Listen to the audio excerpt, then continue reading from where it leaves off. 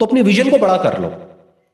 Life को पूरा देखो तो गलत भी सही लगने लग जाता है from the holistic point of view.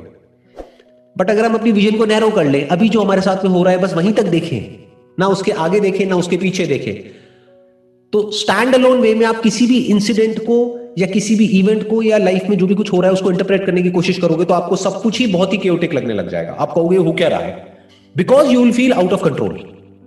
That's the definition of chaos, when things are not in your control. और थिंग्स हमारे कंट्रोल में क्यों नहीं होती है, कब नहीं होती है?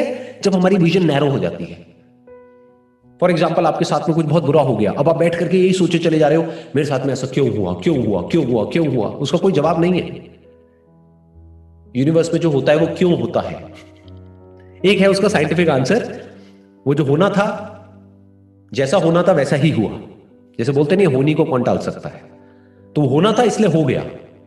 Now don't waste your time thinking about के क्यों हुआ, थिंक अबाउट इट कि क्या हुआ और मैं क्या कर सकती हूं जिससे कि वो दोबारा ना हो। मैं उससे क्या सीख सकती हूं, या जो हुआ उसकी वजह से आप ये कह सकते हो कि कुछ बदल गया है। देखो, दो अलग अलग एंगल हो सकते हैं ना देखने के। एक हो सकता है कि कुछ डिस्ट्रॉय हो गया है।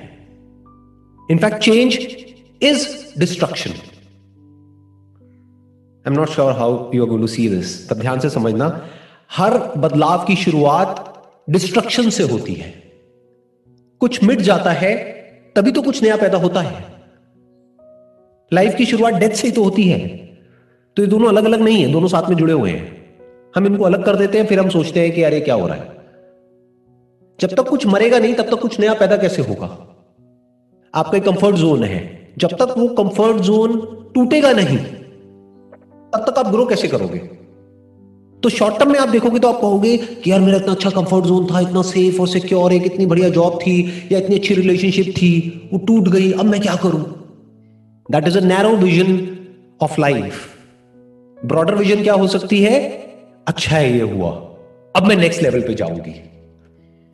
अगर ये नहीं होता तो मैं आगे कैसे बढ़ती, मैं तो इसमें से कभी निकल ही नहीं पाती। Now I am free to think, free to do whatever I want to.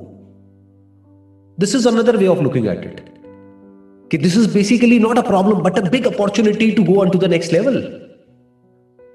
इन सब बातों को, एक है कि आप थियोरेटिकली समझने की कोशिश करो जो भी कुछ मैं बोल रहा हूं, एक है एक्चुअल में अपनी थॉट प्रोसेस को मेरी थॉट प्रोसेस के साथ में अलाइन कर दो, फिर देखो कितना मजा आएगा जीने में। फिर जो भी कुछ हो रहा है, हो सकता है पूरी दुनिया बैठ करके एक तरीके से जो भी कुछ हो रहा है उसको इंटरप्रेट कर रही होगी, बट आपकी थॉट प्रोसेस उस पूरी दुनिया से अलग होगी।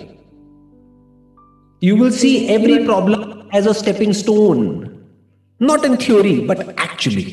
दोनों में बड़ा डिफरेंस है। ये जो बातें मैं कर रहा हूं, हो सकता है आपसे कोई और भी बैठ करके करने लग जाए, but I am not sure कि वो जी भी ऐसे ही रहे हैं या फिर थियोरेटिकली कहीं से कुछ पढ़ लिया है, सुन लिया है और फिर बोल तो ऐसे रहे हैं, लेकिन एक्चुअल में कुछ और ही कर रहे हैं। एक्चुअल में बैठ करके जो भी उल्टा सीधा कंटेंट है न्यूज में, वो कंज्यूम करते चले जा रहे हैं और नेगेटिव होते चले जा रहे हैं और फ्रस्ट्रेट हो रहे हैं और ऊपर ऊपर लेवल से ऐसी ऐसी बातें कर रहे हैं। एक है इन बातों को सिर्फ सुनना, एक है समझना और इंप्लीमेंट करना, यानी अपने बिहेवियर में इन सब बातों को लेकर के आ जाना कि कुछ भी हो instantly you are ready to change. कुछ भी मिटे तो आपको समझ आ जाए this is not destruction, this is change. कुछ बदला है, let me make the most of it. क्योंकि चेंज में ही ग्रोथ होती है। स्टैग्नेंट में तो मौत होती है, स्टैग्नेंट में ग्रोथ नहीं होती है। कोई भी चीज स्टैग्नेंट है इसका मतलब क्या है, रुक गया है। जैसे पानी रुक गया है तो सड़ गया है ना, बट पानी बह गया है तो साफ सुथरा है।